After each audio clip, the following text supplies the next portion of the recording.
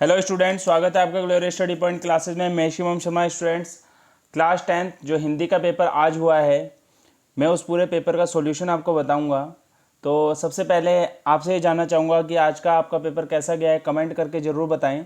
और उसके बाद में आपको जो मेन क्वेश्चंस हैं, जैसे ग्रामर पोर्शन हो गया, संस्कृत का पोर्शन ग्रामर का हो गया, यानी व्याकरण का जो पोर्शन है आपका, उन सब के एग्जैक्ट सॉल्यूशन जो हैं वो मैं आपको बताऊंगा। आप फिर मैच कीजिएगा कि आपके कितने क्वेश्चन सही हैं, कितने गलत हैं। वैसे कई बच्चों के अधिकतर ज़्यादातर क्वेश्चन सही होंगे, क्योंकि जो मैंने कल रात वीडियो अपलोड किया था, सारा पेपर 100% पेपर उससे मिलता जुलता ही आया है। ठीक है, क्वेश्चंस जो मैंने बच्चों को इंपॉर्टेंट क्वेश्चन बताए थे, वो सारे क्वेश्चंस आपके एग्ज़ाम में देखने को मिले हैं। इसी तरीके से अपनी प्रैक्टिस करते रहिए। जैसा जैसा मैं आपको बताता हूँ उसके अकॉर्डिंग आप अपनी पढ़ाई करते जाइए, आपका रिजल्ट अच्छा आएगा। ठीक है, जो इंपॉर्टेंट क्वेश्चन आपको बताए जा रहे हैं उन इंपॉर्टेंट क्वेश्चनों को ज़रूर पढ़िए, और उनके साथ साथ और भी ज़्यादा अपनी किताब के क्वेश्चंस को पढ़िए, ताकि आप अपना बोर्ड में अच्छा स्कोर कर सकें। तो आइए वीडियो को स्टार्ट करते हैं। चैनल पे नए हैं तो चैनल को सब्सक्राइब कर ले, वीडियो को जितना ज़्यादा शेयर कर सकते हैं उतना ज़्यादा शेयर कीजिए। ठीक है, तो आइए स्टार्ट करें। सबसे पहले आप देख लें, जैसा कि मैंने आपको बताया था, जो आपका पेपर है 2 खंडों में डिवाइड होकर आएगा। दोनों खंडों में पूछे गए सभी प्रश्नों के आपको उत्तर देने होंगे, यह अनिवार्य है। आप अपने क्रमवार जैसा आपको ठीक लगता है उससे उस तरीके से उत्तर दे सकते हैं, और उनके सम्मुख उनके क्या है जो है अंक लिखे हुए हैं। सबसे पहला गद्यांश है। गद्यांश को हम रीड नहीं कर रहे हैं, क्योंकि गद्यांश के जो आंसर आप लिखेंगे एग्जामिनर आपको उसमें नंबर ज़रूर देते हैं। ठीक है, इसमें बहुत ही कम बच्चों के जो बिल्कुल ही गलत तरीके से लिखेगा उसी के नंबर कट होते हैं, नहीं तो अधिकतर बच्चों के सभी के अच्छे नंबर आते हैं। जो आपका नंबर कटता है वो सिर्फ आपका शीर्षक वाले पोर्शन पे ज़्यादा कटता है, कि शीर्षक हर किसी का अलग अलग होता है, तो ये नंबर सभी कट सकते हैं। जिसका एग्जैक्ट शीर्षक होगा उसको नंबर पूरे मिलेंगे। ठीक है, अगला आता है आपको 250 शब्दों में आपको निबंध लिखना है। ठीक है, निबंध का इस बार जो टॉपिक रहा है थोड़ा सा चेंज रहा है। ठीक है, इस बार जो मेरे जीवन का लक्ष्य, आपके जीवन का क्या लक्ष्य है, भारत भूमि महान, ठीक है, इस पे आ रखा है। ठीक है, तो ये टॉपिक थोड़े नए हैं। अब आ जाते हैं हम अपने किस पे, लेटर वाले पोर्शन पे। आपको मैंने पहले ही बताया था, एक लेटर आपको क्या आएगा, पेजल पे आएगा, और आपको क्या है, एक अवकाश के लिए क्या लिखना होगा, प्रार्थना पत्र लिखना होगा। ठीक है, बधाई पत्र पे आपने याद किया होगा, बधाई पत्र वाला इस बार नहीं आया है। इस बार क्या आ रखा है, पेयजल समस्या के लिए आ रखा है, और एक अवकाश हेतु प्रार्थना पत्र। ठीक है, ये बहुत सिंपल लेटर है, ये सभी बच्चों ने लिखा होगा। अब आ जाते हैं मेन पोर्शन की तरफ, व्याकरण का पोर्शन। मैंने आपको कल पहले ही बताया था कि क्रियापद जरूर जाएं पढ़ के, और उनके अनेक भेद लिखिए। ठीक है, ये आपका आ गया। तो सबसे पहले हम बात करेंगे 4th का फर्स्ट क्वेश्चन का। क्या बोल रहा है, वह रामचरितमानस पढ़ता है। ठीक है, अब आपको इसमें क्रियापद छांटना है, तो आपका इसमें जो क्रियापद है वो आपका होगा पढ़ता है। ठीक है, मैं सिंपल तरीके से लिख रहा हूँ, बिल्कुल साफ साफ देखेंगे, पढ़ता है। ठीक है, क्रियापद आपका क्या हो जाएगा, पढ़ता है। और जो भेद आप लिखेंगे इसका, जो इसका भेद है वो है आपका सकर्मक क्रिया। कौन सा भेद रहेगा इसका, सकर्मक क्रिया। ये कैसी आपकी क्रिया है, सकर्मक क्रिया है। बात मेरी समझ रहे हैं, ये आपकी कैसी क्रिया है, सकर्मक क्रिया है। बात समझ गए अच्छे से। यानी पहले वाले का जिसने पढ़ता है और उसमें जो भेद में लिखा है आपने सकर्मक क्रिया, तो आपका बिल्कुल सही रहेगा। यानी कौन सी क्रिया का भेद है, तो ये सकर्मक क्रिया का भेद है। तो आप देखेंगे, प्रातःकाल हम विद्यालय जाते हैं। प्रातःकाल हम कहाँ जाते हैं, विद्यालय जाते हैं। तो इसमें जो आपका क्रियापद है वो आपका है जाते हैं, और भेद जो आपका है, भेद आपका है सकर्मक क्रिया। कौन सा क्रिया है, सकर्मक क्रिया। बात समझ रहे हैं आप अच्छे से, दोनों का ही सकर्मक क्रिया रहेगा। और लास्ट वाला क्रिया मैंने आपको बताया था, जो जाते हैं, पढ़ते हैं, नहाते हैं, खाते हैं, ये सब आपकी क्या हैं, क्रियाएं हैं। अब आ जाते हैं नेक्स्ट क्वेश्चन की तरफ, गा वाले की तरफ। परिश्रम करो अन्यथा सफलता में संदेह है। यानी देखो, समुच्चय बोधक, समुच्चय बोधक का मतलब है जो इनको जोड़ रहा है, जो ग्रुप बना रहा है। ठीक है, तो इसमें जो आपका सेट है, समुच्चय का मतलब होता है सेट, जो आपका इसका सेट कौन सा बना रहा है, अन्यथा, तो अन्यथा आपका क्या हो जाएगा, समुच्चय बोधक शब्द हो जाएगा। इसको आपने अलग कर देना है। ठीक है, आगे देखेंगे, लिखा है खरगोश तेज दौड़ता है। तो आपको इसमें क्रिया विशेषण, रीतिवाचक क्रिया विशेषण शब्द छांटना है। तो इसमें रीतिवाचक जो आपका होगा तेज होगा। क्या होगा, तेज। ठीक है, इसमें जो आपका वर्ड है वो तेज होगा। इसका आंसर जिसने तेज लगाया है उसका आंसर बिल्कुल राइट है। नेक्स्ट क्वेश्चन की तरफ हम बढ़ते हैं।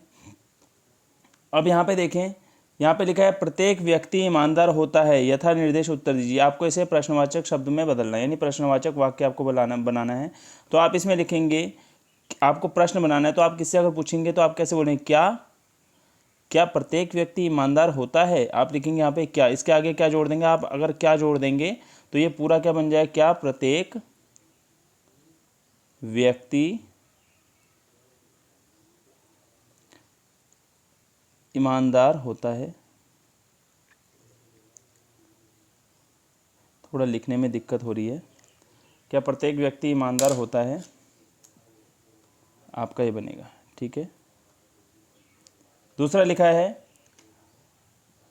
राम से पढ़ा नहीं जाता। आपको इसमें कर्तृवाच्य बनाना है, आपको कर्तृवाच्य आपको बनाना है, वह इसमें बदलना है आपको। तो इसमें आप इसे कैसे बदलेंगे ये भी मैं आपको समझा देता हूँ। देखो इसमें आप लिखेंगे राम पढ़ नहीं सकता, नहीं सकता। अगर आपने ये लिखा है तो आपका आंसर बिल्कुल राइट है। ठीक है, आगे देखेंगे, आगे लिखा है वह विद्यालय आया और उसने अध्ययन किया। तो इसमें आपको क्या सरल वाक्य में से आपने बदलना है, तो इसमें आप क्या लिखेंगे, उसने विद्यालय जाकर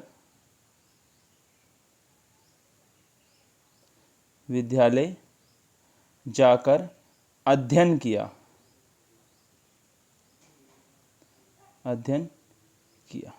तो ये आपका वर्ड बिल्कुल राइट रहेगा सरल वाक्य में। अब अगला आता है मैंने यथासमय काम पूरा कर लिया था, मैंने यथासमय काम पूरा कर लिया था। तो इसका जो आपका बनेगा, इसमें आप लिखेंगे मेरे द्वारा यथासंभव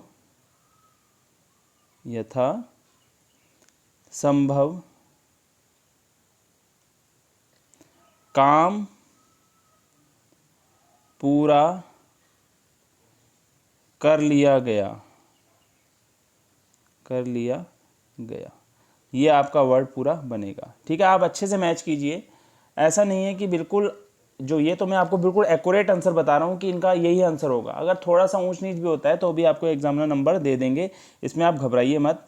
ठीक है, आपको नंबर मिल जाएंगे इसमें। ठीक है, अब यहाँ आ जाते हैं छठे क्वेश्चन के। मैं तो बिल्कुल आपको एक्यूरेट बता रहा हूँ कि रियल में इसका मीनिंग क्या होगा, कैसे आप लिखेंगे इसको। ठीक है, थोड़ा बहुत कोई बच्चा ऊंच नीच कर देता है तो उसमें आपको नंबर मिल जाएंगे, ऐसा नहीं है। 6 वाले क्वेश्चन की तरफ आप बढ़ेंगे। निम्नलिखित में कौन सा शब्द अश्व का समानार्थी नहीं है। तो देखो तुरंग अश्व का होता है होता है और सेंधव होता है, बस खेचर इसका नहीं होगा। ठीक है, इसका जो राइट आंसर है वो खेचर होगा। ठीक है, खेचर इसका राइट आंसर है। निम्नलिखित शब्दों में समुद्र का अर्थ छांट कर लिखिए, तो इसका होता है निरधि। ठीक है, इसका जो थर्ड वाला ऑप्शन है वो राइट है और सब ये गलत है। ठीक है, इसमें ये सब गलत हैं, ओनली बी वाला राइट है। ठीक है, आपका निरधि होगा। आगे देखते हैं, नेक्स्ट क्वेश्चन की तरफ हम बढ़ते हैं।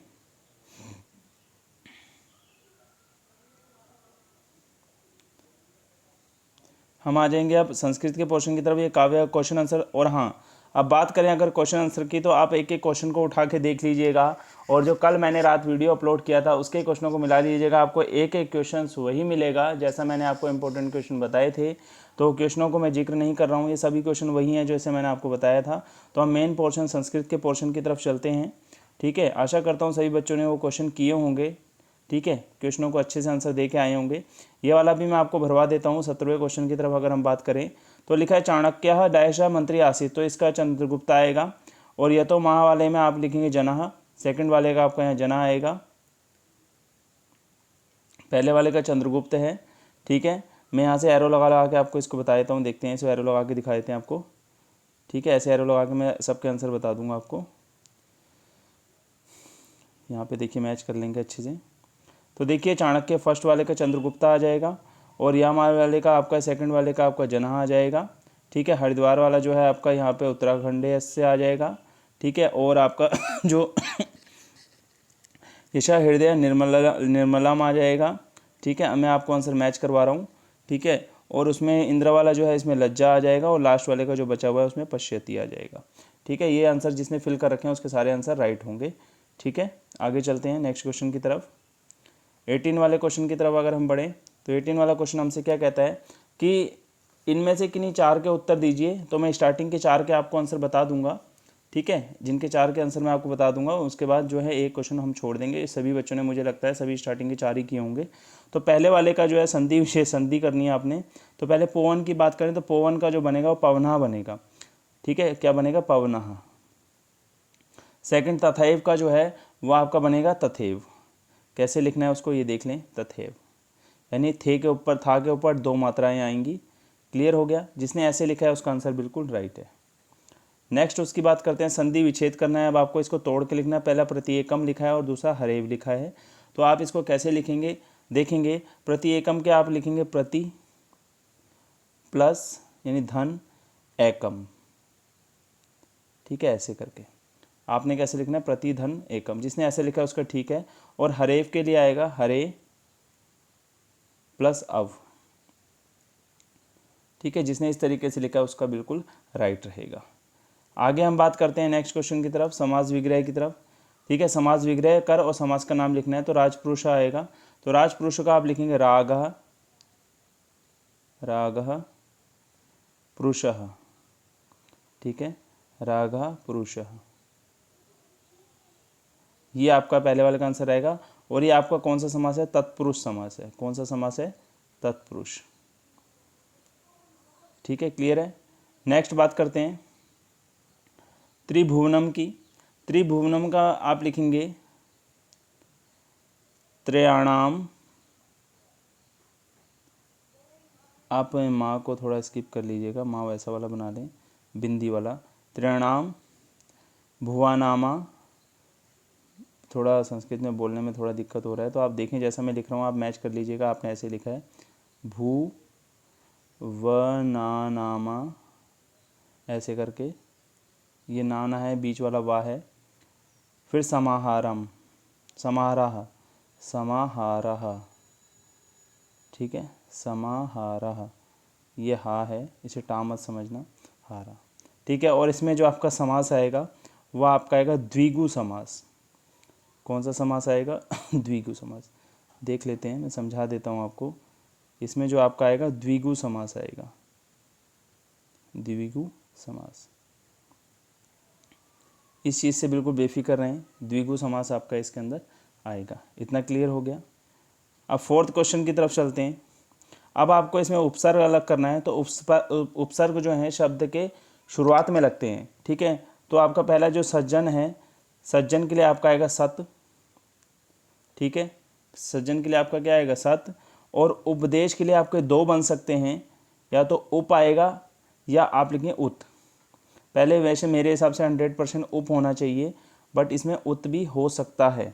ठीक है, तो आप उप या उत जो लिख के आए हैं दोनों में से एक आपका राइट रहेगा, बट मेरे हिसाब से उप जिसने लिखा है उसका राइट होना चाहिए।